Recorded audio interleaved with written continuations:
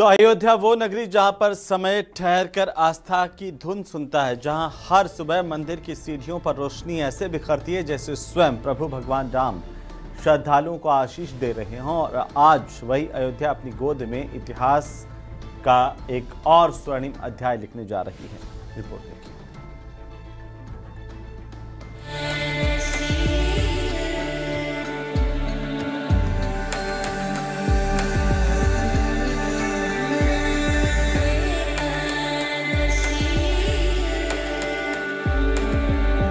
अब मंदिर पर लहराएगा मेरा भगवा प्यारा, राम राज फिर आएगा हमारा तुम्हारा, तुम्हारा हमारा।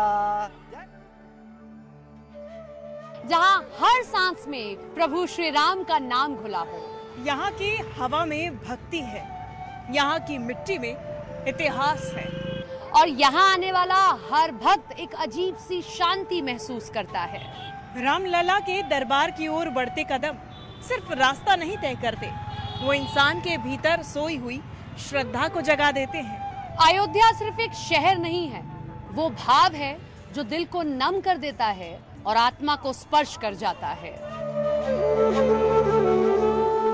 अयोध्या नगरी ध्वजारोहण के लिए तैयार हो चुकी है।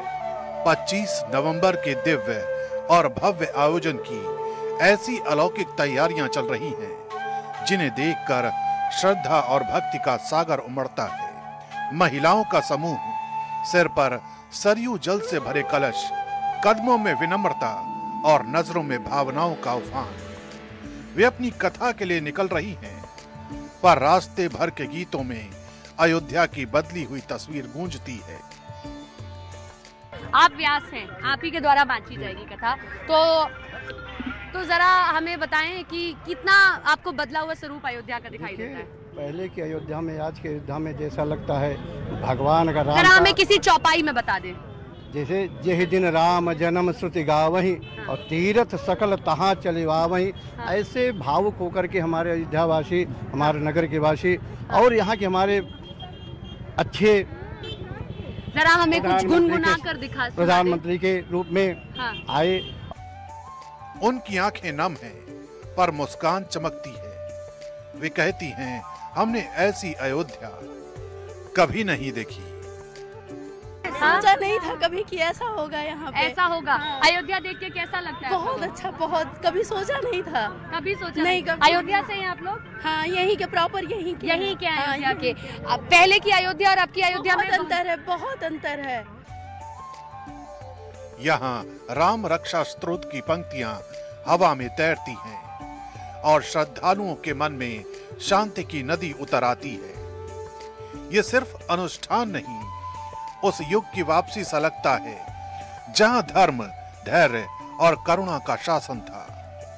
आयोजन में किसी भी तरह की बाधा ना हो, इसके लिए एड़ी चोटी का जोर लगाया गया है। 25 नवंबर को पीएम मोदी भी आने वाले हैं, इसलिए चप्पे चप्पे पर पैनी नजर है। जब प्रधानमंत्री नरेंद्र मोदी यहाँ पर होंगे, जो कार्यक्रम है वो आप सबको पता है, लेकिन उससे पहले सुरक्षा के चौक-चौबंद इंतजाम। इसीलिए आप देखिए कि गेट नंबर 11 के आगे, क्योंकि यहीं से प्रधानमंत्री नरेंद्र मोदी को अंदर दाखिल होना है, उसमें देखिए कैसे यहाँ पर सुरक्षा के इंतजाम चेक किए जा रहे हैं। जितने भी पॉट होल्स हैं उन तक को ओपन करवा के देखा जा रहा है। यूपी पुलिस यहाँ पर मौजूद है। देखिए जैसे ये आप देखिए, ये गेट के ठीक सामने ये इस तरीके का एक कुआं बना हुआ है, उसको भी पूरा खोल के देखा जा रहा है और ये पूरी चेकिंग की जा रही है। पीएसी और आरएएफ की तैनाती है। 7000 से ज्यादा मेहमान अयोध्या पहुंचने वाले हैं।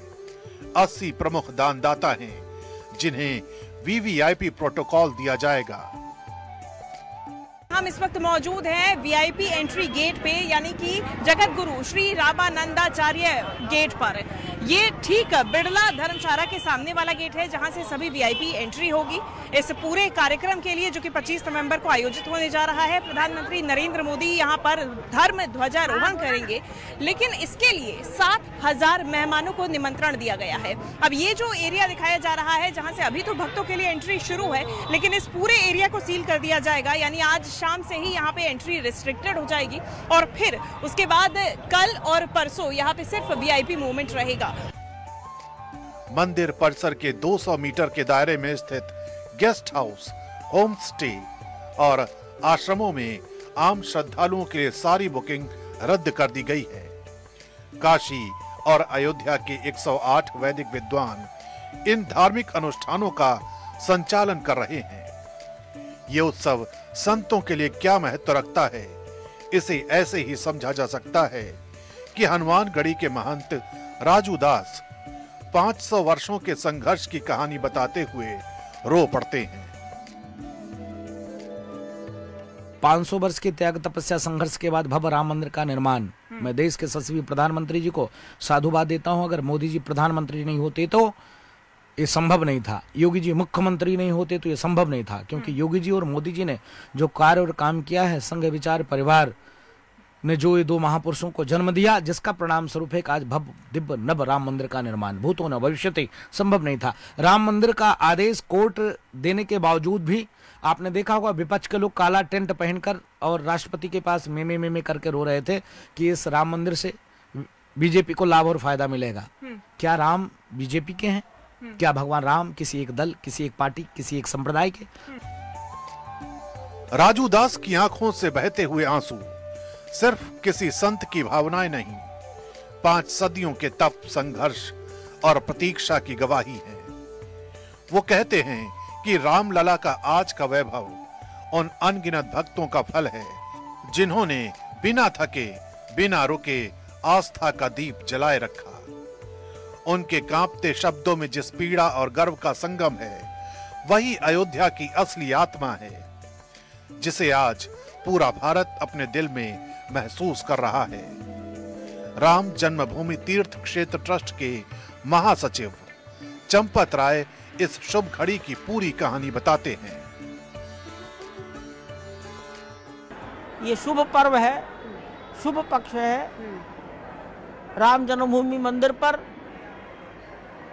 10 फीट ऊंचा और 20 फीट लंबा ध्वज ऊपर धीरे धीरे चढ़ाया जाएगा। माननीय प्रधानमंत्री जी नरेंद्र भाई मोदी, माननीय सरसंघ चालक राष्ट्रीय स्वयंसेवक संघ डॉक्टर मोहन भागवत, उत्तर प्रदेश की माननीय राज्यपाल महोदया और मुख्यमंत्री जी इस अवसर पर उपस्थित रहेंगे। अनेकों जनप्रतिनिधि उपस्थित रहेंगे। 25 नवंबर का ये उत्सव सिर्फ एक दिन नहीं, ये सदियों से चली आ रही राम भक्ति की पूर्णता है। अयोध्या आज दीपों से नहीं बल्कि लाखों दिलों की भावनाओं से चमक रही है। रामलला के दरबार में होने वाला ध्वजारोहण उन सभी भक्तों की प्रार्थनाओं का उत्तर है जो पीढ़ियों से इस पल का इंतजार कर रहे थे।